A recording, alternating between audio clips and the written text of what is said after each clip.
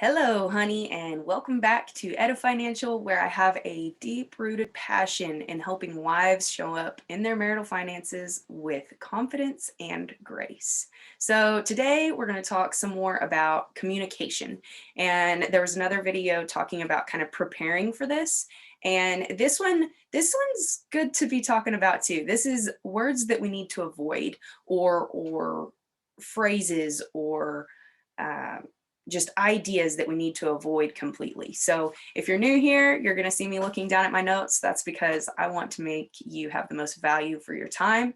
And so I want to keep us from going on a bunny trail. So today we're going to talk about things to avoid. And I no one has said it better than the Gottman's four horsemen. He coined this term, the four horsemen. And these are things that if you or your husband is involved in any or all of them, they can be very hurtful to your marriage. So the first one, I'm just going to dive on in. The first one is criticism.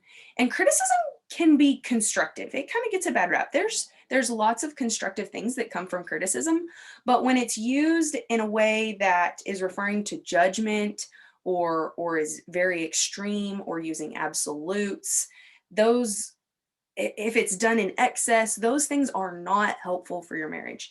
One of these, and you may have caught yourself doing this, so I'm going to use some examples. You always mess up the budget. You always mess up the budget, or you never want to help with the finances. Those extremes, those absolutes, always and never, those are really things to avoid, because maybe there is some underlying things that we're not taking into consideration. So the best way to think about when those things come into your mind, the best thing to do to avoid being critical in a way that's not helpful is by focusing on I statements. So saying, I felt like I feel like you don't care about our finances. I am being hurt.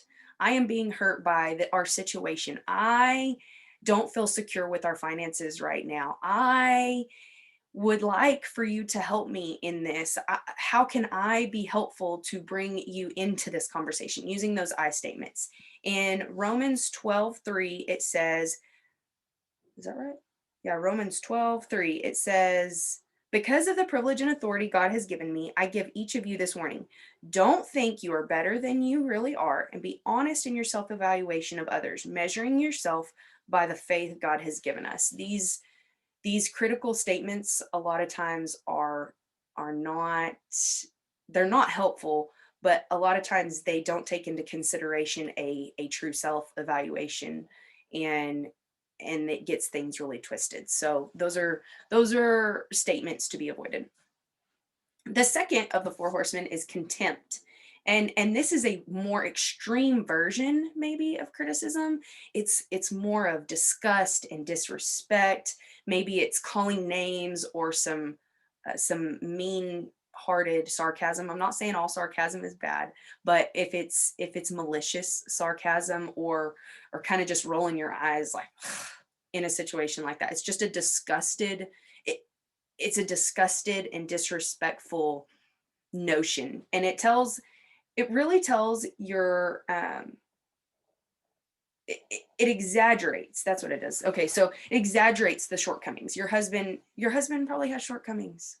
All of our husbands do.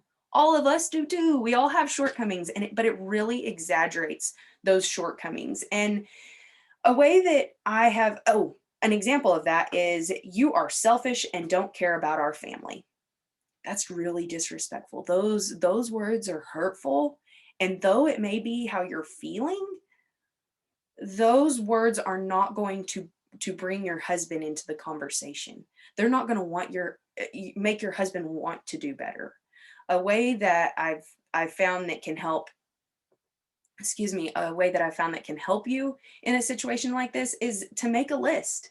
Make a list of things that you have found helpful, that good qualities of your husband. And sometimes when you're in a hurtful place, that can be hard to do.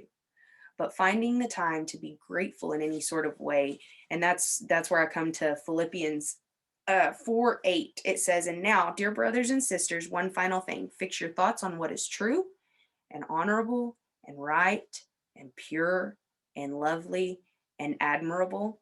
Think about things that are excellent and praiseworthy." This is this isn't for the other person.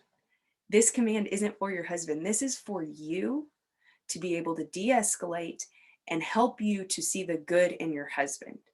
And this list, like I said, if it may be hard, but wake up every morning and write one thing or five things if you can. Write one thing. If you can't find anything, then that's a problem. Maybe you need some counseling. I mean, if it's really that bad that you can't find one thing to be grateful on of your husband, maybe there's some counseling or guidance from a pastor or something that needs to take place. And that's nothing to be ashamed of. It's nothing to be ashamed of. But if you cannot find one thing, there needs to be some intervention that happens. But if you can find one thing, even if you write that same one thing every morning, write one thing that you are grateful for your husband, and watch your heart change. The third of the four horsemen, excuse me, I'm getting tongue tied. The third of the four horsemen is defensiveness. And this is making excuses or playing the victim. Like you're saying, it's not my fault. It's not my fault we're in this mess. It's not my fault that our finances are a disaster. It's not my fault we're in all this debt. What that does is says, when you're saying it's not my fault or I didn't do anything wrong, you're in fact saying that, I mean, because obviously if you're in a situation, if it's not you, it's your husband. And when you're pointing that finger, and because if you're saying it's not me, then you're pointing the finger at him, is what you're saying. It's just a backhanded way of saying this is all your fault. But that defensiveness is saying, I'm not listening to you. I don't have any reason to listen to you because it is not my fault. You need to change.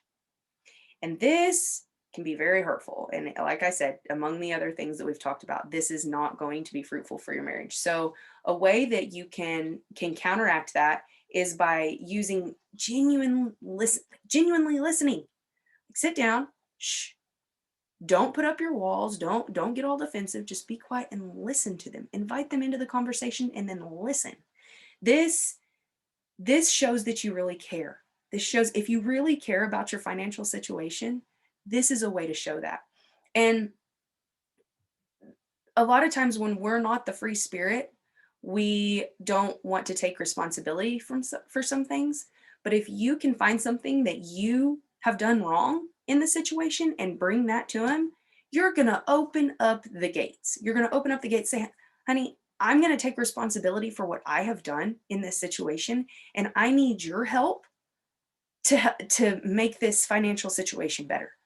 And so coming open armed like that, and like James 1:9 says, be quick to listen, slow to speak, and slow to anger. That is the medicine for this. That is the medicine for the defensiveness.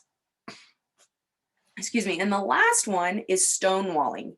I have been very guilty of this. And this stonewalling is the silent treatment. It's the putting up this imaginary wall. It's shutting them down. It's withdrawing. And that this can be physically, emotionally, mentally, whatever it is, you're putting a wall up between you and your spouse. And this, for me, was a defense mechanism from growing up.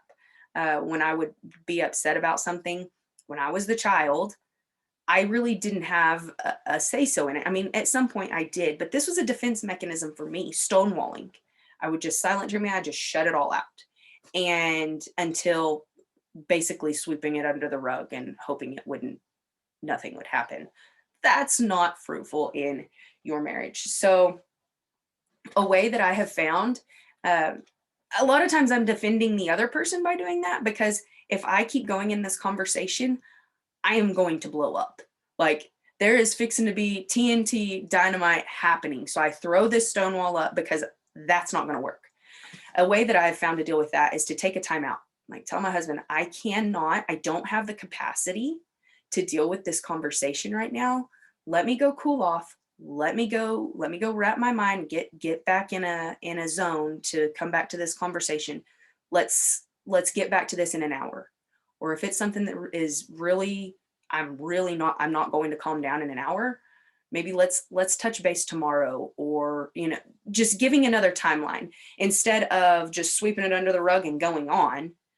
That's not going to solve anything either, because this same thing is likely going to come up.